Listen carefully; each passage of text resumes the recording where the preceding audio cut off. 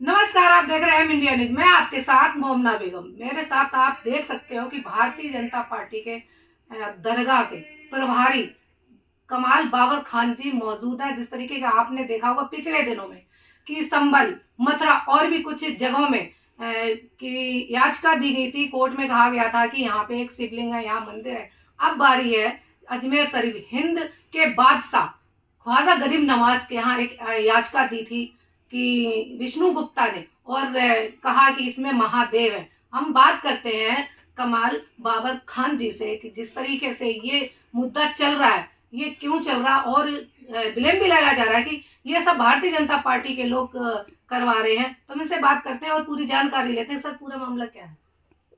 देखिए, ऐसा है, पूरा मामला आप लोग मीडिया वाले ही उसको बखान कर रहे हैं। आप जिस बंदे का नाम ले रहे हैं बार बार, उसकी मंशा यही है कि हर मीडिया चैनल पर, हर इलेक्ट्रॉनिक मीडिया हो, प्रिंट मीडिया हो, सब में मेरा नाम छप जाए। वो व्यक्ति 2011 से अगर आप देखें तो क्रिमिनल हिस्ट्री है उसकी। इवन 2 साल के लिए साउथ ईस्ट दिल्ली पुलिस ने उसको कड़ी बार भी करा है। हिस्ट्री शीटर है वो व्यक्ति। अब बार बार मीडिया में उसका नाम उछाला जाए, उसको मशहूरी दी जाए, वो उसकी मंशा यही है। इस वजह से वो इस तरीके के काम करता है। चाहे वो सुप्रीम कोर्ट में जाकर सुप्रीम कोर्ट के लॉयर को थप्पड़ मारना हो, या किसी नेता के मुंह पर स्याही फेंकना हो, या किसी पार्टी के ऑफिस में घुसकर तोड़फोड़ करना हो, या किसी भी कंट्री के उसमें कॉन्सुलेट में जाकर या उसके ऑफिस में जाकर तोड़फोड़ करना हो, इस तरीके के काम, ऐसे छिचोरे, ऐसे उचक्के बने के काम वो करता रहता है ताकि उसको मशहूरी मिलती रहे। अब उसको ये लगा कि भाई अब मुझे कहीं से लाइमलाइट में नहीं आ रहा हूं मैं, तो उसने एक शगुफा छोड़ा कि जी ये ख्वाजा गरीब नवाज का जो आस्थाना है, यहां पर पहले महादेव का मंदिर था। तो इस तरीके के शगुफे छोड़ने वाले इंसान को मुझे नहीं लगता कि मीडिया वालों को ज्यादा तूल देना चाहिए। ऐसे शैतान का नाम भी अपनी जुबान से नहीं लेना चाहिए, क्योंकि ऐसे शैतान का नाम लेने से हमारी जुबान जो है वो नापाक होती है। जिस तरह आपने सुना होगा कि 91 में ये कहा था सुप्रीम कोर्ट ने कि जहाँ भी धार्मिक स्थल है उसमें बिल्कुल भी छेड़छाड़ नहीं की जाएगी और उस पर सुनवाई नहीं की जाए। तो उस पर आप क्या कहेंगे? क्योंकि जज को भी पता है कि ये 8 साल पुरानी दरगाह है, तो उन्होंने याचिका ली है, तो मतलब ये सही था क्या? देखिए, ऐसा है, मैं आपको बताऊं, 1991 का जो एक्ट है उसमें यह है कि जहां पर 1947 में जहां पर जिस जगह जैसी पूजा पद्धति अपनाई जा रही थी वो एज इट इज जस की तस बनी रहेगी, सिवाय राम मंदिर को छोड़कर। अब आप कह रही हैं कि वो जज ने कैसे एक्सेप्ट कर ली, तो मैं आपको बताऊं, हमारा देश जो है वो एक लोकतांत्रिक देश है और यहां पर न्यायपालिका जो है वो स्वतंत्र रूप से काम करती है। आपको याद होगा, यूसुफ मेमन एक आतंकवादी था जिसके लिए रात को 3 बजे सुप्रीम कोर्ट के दरवाजे खोले गए थे। तो अब आप उस पर भी आपत्ति जताइए कि भाई एक आतंकवादी के लिए रात को 3 बजे कोर्ट के दरवाजे क्यों खुले? चाहे अगले दिन उसको फांसी हुई, ऐसा नहीं है कि उसकी फांसी को चेंज कर दिया गया। तो इसी तरीके से कोर्ट में कोई भी व्यक्ति कोई भी चीज लेकर पहुंचता है तो कोर्ट उसको सुनती है। अब यह जरूर है कि कोर्ट ने एक्सेप्ट करा कि भाई ठीक है, और 20 तारीख उसको तारीख दी, मगर अब जब तारीख पे वो जाएगा, जो पार्टी है वहां पर पार्टी करी है उसने, एएसआई को करा है पार्टी, अल्पसंख्यक मंत्रालय को पार्टी करा है, बट चूंकि एएसआई का वहां पर कोई रोल नहीं है, एएसआई के अंडर में नहीं है वो दरगाह, अल्पसंख्यक मंत्रालय ने दरगाह कमेटी ख्वाजा गरीब नवाज पहले ही बना रखी है, और जो वो गर्भगृह है जहां पर ख्वाजा गरीब नवाज का आस्थाना है, वो जो है खुद्दाम ख्वाजा गरीब नवाज के जो खुद्दाम है, उनकी जो अंजुमन कमेटी है, उनके देखरेख में आता है। तो जब वो लोग वहां पर जाएंगे, अपनी लीगल टीम कर लेकर जाएंगे और वहां पर वो बात अपनी रखेंगे कि 800 साल पुराना ये दरगाह है, ये आस्थाना है, और किस तरीके से उनके पास पूरी हिस्ट्री, हम अभी अजमेर शरीफ में गया था तो उन्होंने हमारे सामने सारी किताबें रखी और उन्होंने ये बताया कि देखिए किस तरीके से यहाँ पर पहले कच्चा आस्थाना था, जो कब्र शरीफ थी उस पर कच्चा आस्थाना बना हुआ था। उसके बाद हजरत हबीबुद्दीन नागौरी रहमतुल्लाह अलैह, उनके पोते जो थे, उन्होंने वहां पर वो पक्का आस्थाना बनाया।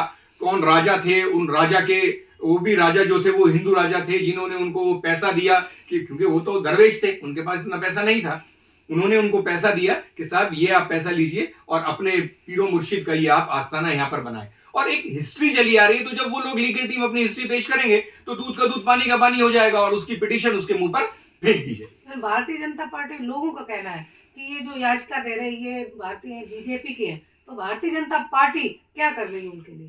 देखिए, मैं आपको बताऊं, भारतीय जनता पार्टी एक धर्म को मानने वाली पार्टी है। और आपने एक कहावत सुनी होगी कि जो अपने बाप को बाप नहीं कह सकता वो पड़ोसी को चाचा नहीं कहेगा। सुना होगा आपने। जी जी। तो जब भारतीय जनता पार्टी अपने धर्म को बड़े मजबूती से मानती है वो तो दूसरे धर्मों की भी वो इज्जत करती है। और मैं आपको बता दूं, ये जो एक कयास लगाए जा रहे हैं कि भाई जिस तरीके से ये कहा जाता है कि भाई सारे मुसलमान जो हैं वो आतंकवादी हैं, तो इसी तरीके से मुसलमानों ने ये परसेप्शन बना लिया कि भाई जितने भी हिंदू हैं वो सारे भारतीय जनता पार्टी के कार्यकर्ता हैं। मैं आपको बताऊं, ये भारतीय जनता पार्टी का प्राइमरी मेंबर भी नहीं है। और अगर ये सक्रिय सदस्य भारतीय जनता पार्टी का कोई साबित कर दे तो मैं राजनीति करना बंद कर दूंगा, उसी दिन से राजनीति से संन्यास ले। सर, आप दरगाह के प्रभारी हो तो क्या कहना चाहोगे इन लोगों के लिए? मान लो कि अभी इन्होंने याचिका दी है तो इन पे लगाम कसना चाहिए ऐसे लोगों पे कि नहीं? देखिए, मैं आपको बताऊं, याचिका इन्होंने दी है, जैसे मैंने बताया कि कोर्ट का काम है सुनना। बट हमारे देश के जो प्रधानमंत्री हैं आली जनाब नरेंद्र मोदी साहब, उनकी बड़ी जबरदस्त अकीदत है सूफीज्म में, सूफियों में।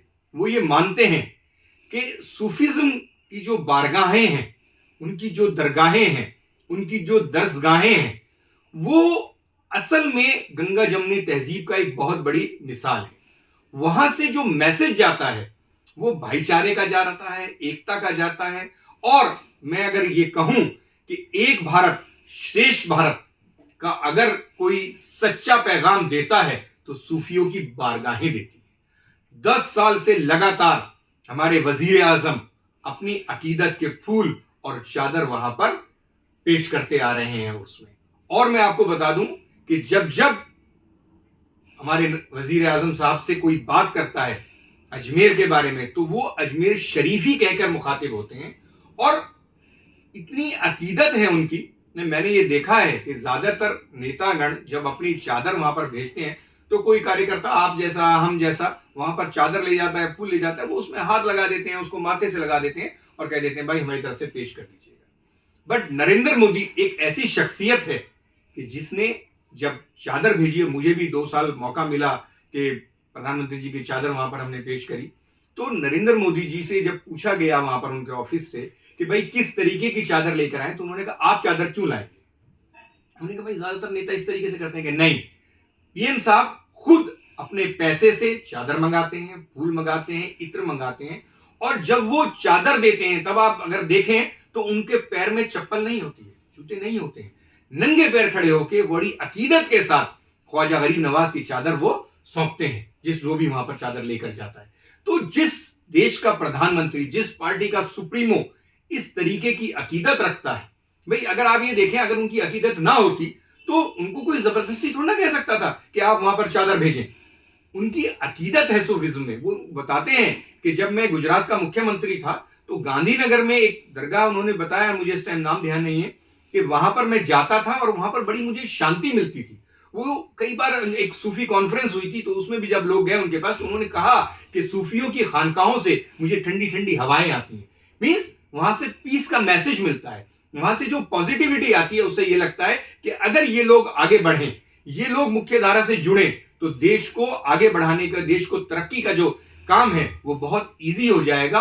और कट्टरपंथी जो हैं उनको वो पसंद नहीं करते हैं। वो कहते हैं कि कट्टरपंथी चाहे किसी भी मजहब के हों वो देश में अशांति फैलाते हैं, अराजकता फैलाते हैं।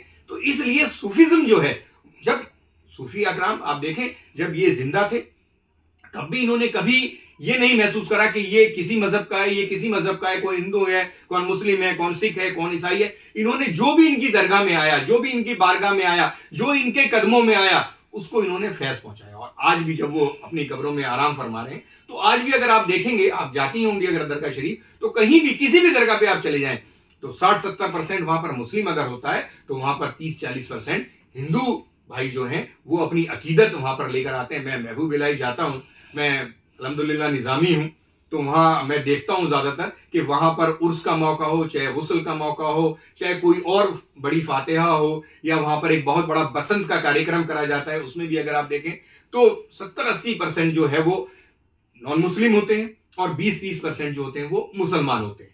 तो ये एक मैसेज जाता है कि ये जो बारगाहें हैं, आप देखें मस्जिद में कभी कोई हिंदू भाई नहीं जाता है, बट दरगाहों में किसी भी मजहब के लिए कोई पाबंदी नहीं है कि कोई आ सकता है या नहीं आ सकता है। तो आप वहां अगर जाएंगे तो वहां से जो एक मैसेज जाता है भाईचारे का, वहां से जो एक अमन का मैसेज जाता है, वो हमारे देश के लिए बहुत ज्यादा जरूरी है।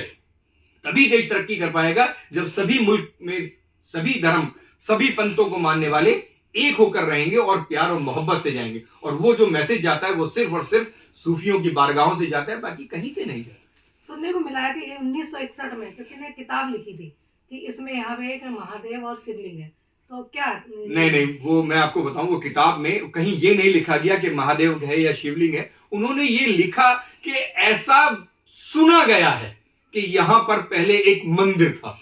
और आपको मैं बता दूं कि जहां भी खानका होती है, जहां पर आस्ताना होता है, जहां कब्र मुबारक होती है, वो हमेशा कब्रिस्तान में होती है। और कब्रिस्तान जो होता है वो प्लेन जमीन पर बनाया जाता है। किसी मंदिर को तोड़कर वहां कभी भी कब्रिस्तान नहीं बनाया जा सकता है।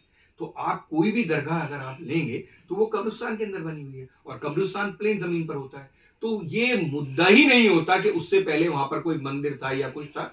प्लेन जमीन जब होगी तभी वहां कब्रिस्तान बनाया जाएगा, और तभी वहां जो भी आस्थाना बनेगा वो प्लेन जमीन पर ही बनेगा। तो मंदिर का तो कोई वहां पर सवाल ही पैदा नहीं है। तो ऐसे विष्णु गुप्ता हिंदू सेना के राष्ट्रीय अध्यक्ष, उनके लिए ऐसे और लोगों के लिए क्या कहना चाहोगे, क्या संदेश देना चाहोगे? मैं तो यही संदेश देना चाहूंगा कि जो सूफिया इकराम अमन का, शांति का, भाईचारे का मैसेज देते हैं, आप भी अल्लाह ताला उनको हिदायत करे और वो भी सूफिया इकराम को मानने वाले बन जाएं, और वो भी अपनी जगह शांति और अमन, और जिस तरीके की ओछी छिचोरी गुंडई की हरकतें वो करते हैं, तड़ी पार होते हैं, बार बार एफआईआर उसके ऊपर, व्यक्ति के ऊपर करी जाती है, वो इन सब चीजों से बाज आए और अल्लाह ताला हिदायत दे, वो भी दरगाहों को मानने वाला, सूफियों को मानने वाला, उनकी विचारधाराओं को मानने वाला बन जाए। तो आप क्या, आपका कहना है वो क्रिमिनल है, जिस तरीके आप कह रहे हो कई जगह से ये चीज़? मैं आपको व्हाट्सअप कर रहा हूं, उसकी एक क्रिमिनल हिस्ट्री है, अगर आप गूगल पर जाएंगे आप खुद भी सर्च कर सकेंगे। 2011 से लेकर और 2021 तक उसके ऊपर कितने केसेस लगे हैं, कितनी एफआईआर दर्ज हुई है। और मैंने बताया कि जहां पर मैं रहता हूं वहां पर साउथ ईस्ट डिस्ट्रिक्ट लगता है दिल्ली पुलिस का, उन्होंने 2 साल के लिए उसको तड़ी पार भी करा है। तो इस तरीके की जो क्रिमिनल हिस्ट्री के लोग हैं वो अपने क्राइम्स को छुपाने के लिए ज्यादातर इस तरीके से वो पिटीशन वगैरह लगाते रहते हैं कि इनकी आड़ में हमारा जो क्राइम का ग्राफ है वो छुपा रहेगा। बट ऐसा नहीं होने वाला। ये देश कानून से चलने वाला है, संविधान से चलने वाला है। अगर कोई क्रिमिनल है तो वो कुछ भी काम कर ले, उसकी क्राइम हिस्ट्री उससे छुपेगी नहीं। राष्ट्रीय दरगाह प्रभारी अल्पसंख्यक मोर्चा के आपसे बात हुई है, जिस तरह उन्होंने बताया कि ऐसे लोगों को अल्लाह ताला हिदायत दे, और जो भी ये आज का दी गई है तो कोर्ट डिसाइड करेगा क्या है क्या नहीं। आप देखते रहिए एम इंडिया न्यूज़। धन्यवाद।